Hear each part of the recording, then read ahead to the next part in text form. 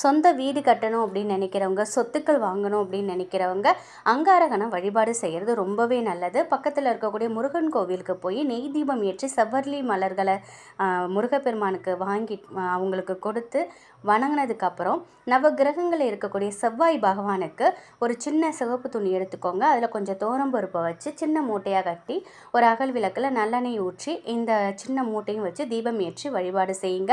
நீங்கள் இது போல் செய்யும் பொழுது 108 போற்றிகள், செவ்வாய் பகவானோட 108 போற்றிகளை சொல்லலாம். 108 போற்றிகள் தெரியாதுன்னு நினைக்கிறவங்க ஓம் அங்காரகாய நமக, ஓம் அங்காரகாய நமக இந்த மந்திரத்தை நீங்கள் 108 முறை சொல்லலாம். 48 செவ்வாய்க்கிழமை இதே போல் தொடர்ந்து 48 செவ்வாய்க்கிழமை இல்லை 21 செவ்வாய்க்கிழமை செய்யும் பொழுது செவ்வாய் பகவானால் ஏற்படக்கூடிய நன்மைகள் அனைத்தையுமே நம்ம பெறலாம்.